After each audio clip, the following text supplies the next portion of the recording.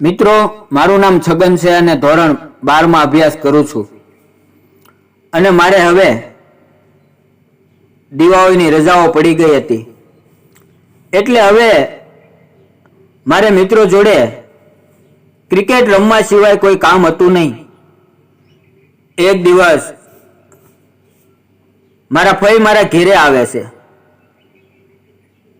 અને તે પણ અમારા ઘેરે થોડા દિવસ માટે રહેવા આવ્યા હતા. એટલે મને એ વાતની બહુ ખુશી હતી. જો તમને મારા ફઈની ઉંમરની વાત કરું તો લગભગ તે 31 વર્ષના હશે. તે ભરાવદાર શરીર અને કોઈ પણ કપડું તેને સારું લાગતું, કારણ કે તેમના ગોટાની સાઈઝ પરફેક્ટ હતી અને હું અવારનવાર ત્યાં જોયા કરતો. એટલે તેને સંતાડવાની કોશિશ પણ કરતા,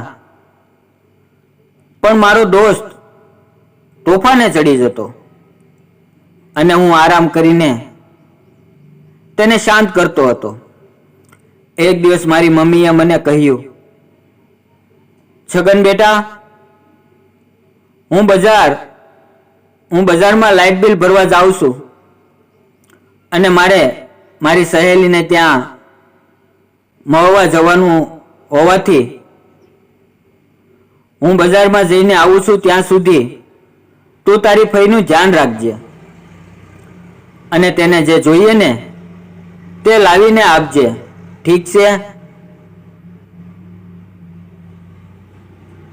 પછી હું મારા રૂમમાં લેસન કરવા લાગ્યો. પછી મારા ફઈએ મને બૂમ મારી, છગન, તારી માટે જમવાનું કાઢ્યું છે, તું આવીને જમી લેજે. હું બોલ્યો, સારું ભાઈ. પછી મારા ભાઈ તેના રૂમમાં ચાલ્યા ગયા અને મિત્રો, હું જમીને મારા રૂમમાં પાછો લેસન કરવા લાગ્યો. બરોબર બપોરના 12ના ટકોરા પછી હું મારું કામ પતાવીને મોબાઈલ જોતો હતો. ત્યારે મારા ભાઈએ મને ફરી બૂમ મારી, છગન, અહીંયા આવતો. હું ગયો તો ફઈ તો સિલ્કી ગાઉન પહેરી અને મસ્તીથી આરામ કરતા હતા. મને કહ્યું, છગન દીકરા, આજે મારી કમરમાં ખૂબ જ દુખે છે, તું માલિશ કરી આપ ને. મેં કહ્યું, હા લાવો ફઈ, કેમ નહીં, હું તમને માલિશ કરી આપું.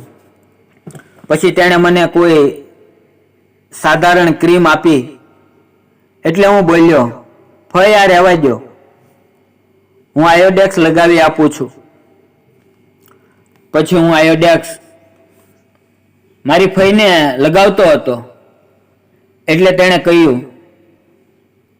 છગન, થોડીક કમરના ઉપરના ભાગમાં લગાવ. હું ત્યાં લગાવવા લાગ્યો એટલે મારો હાથ ઠેકાણે અડવા લાગ્યો. તેમના પોચા મને સ્પષ્ટ થઈ રહ્યા હતા. એટલે હું બરાબર સમજી ગયો હતો કે છગન બેટા, આજે તારે બરાબર મેળ છે. તે આજ સુધી ઘણા બધા હાથ પગ માર્યા, પણ આજે લાગે છે તને સાક્ષાત દર્શન કરવામાં આવશે.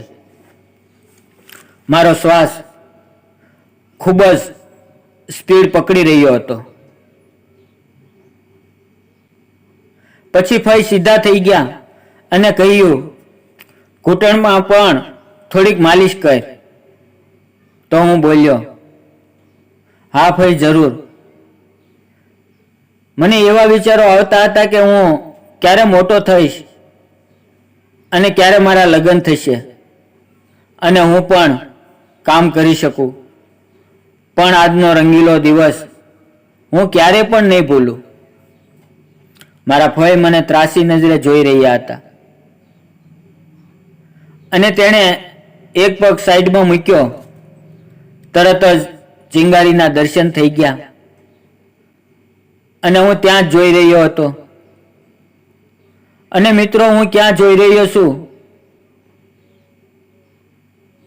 તે હું તેને ખબર નહોતી પડવા દેવા માંગતો કે હું શું જોઈ રહ્યો છું.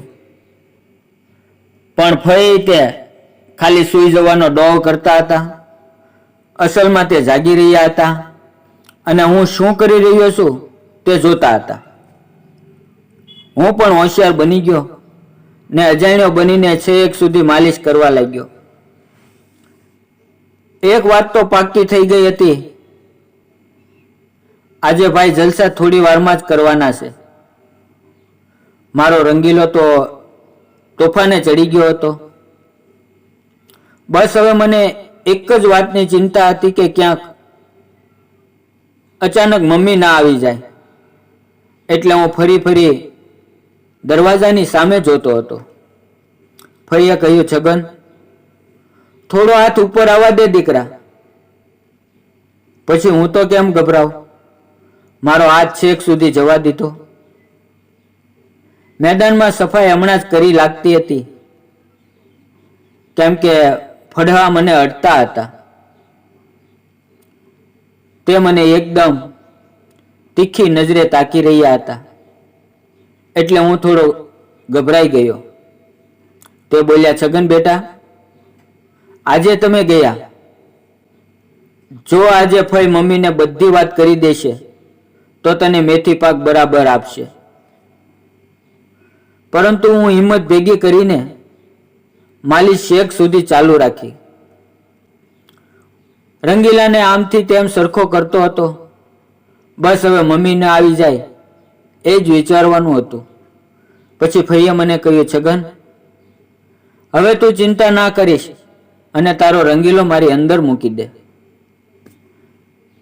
દીકરા, મારે આજે મોજડી લેવી છે, પણ ફઈ મને ક્યાં આવડે છે. ત્યારે ફઈ એટલું બોલ્યા, દીકરા, હું તારી મદદ કરીશ. અને પછી તેણે રંગીલો લીધો અને પછી તે મેદાનમાં આવી ગયા. અને તેને મને પ્રેમથી કહ્યું, હવે તું આવી જા અને રંગીલા રાજાને મહેલમાં આવવા દે. હું જોરદાર પાવરમાં હતો, કેમ કે આજે તો મેં સાક્ષાત દર્શન કરવામાં આવ્યા હતા. અને આ મરદનો દીકરો છગન શું કામ પાછો પડે. પછી મેં રંગીલાને તૈયાર કર્યો અને તેની હવેલીમાં રંગીલાને અંદર મૂક્યો. તો ફઈ બોલ્યા, દીકરા, હવે ધીરે ધીરે વજન આપ. હું પહેલો વહેલો હતો એટલે મારું તરત જ ઠેકાણું પડી ગયું અને હું ઢીલો પડી ગયો. ત્યારે ફઈ બોલ્યા, ધીમેથી બોલ્યા, હટતો ના, અંદર દબાવી રાખ. પછી અમે બંને ખૂબ મસ્તી કરી અને એકબીજાની સામે ફૂલ પણ માર્યા. પછી ફઈ તો બોલ્યા. મેં ફઈને પૂછ્યું, ફઈ, હવે કેટલા દિવસે આવી મજા કરાવશો? હું નવો હતો એટલે બોલ્યો. ફઈએ કીધું, રોજ આવી જજે, તારી માટે તો હું કાયમ તૈયાર જ રહીશ. તો મિત્રો, કેવી લાગી આજની અમારી વાર્તા? ગમી હોય તો યાર ચેનલને સબસ્ક્રાઈબ જરૂર કરી દેજો. ફરી મળશું આવતીકાલે એક નવી વાર્તાની અંદર. ત્યાં સુધી આવજો. વિડીયો પૂરો જોવા બદલ આપ સૌ મિત્રોનો ખૂબ ખૂબ ધન્યવાદ મિત્રો.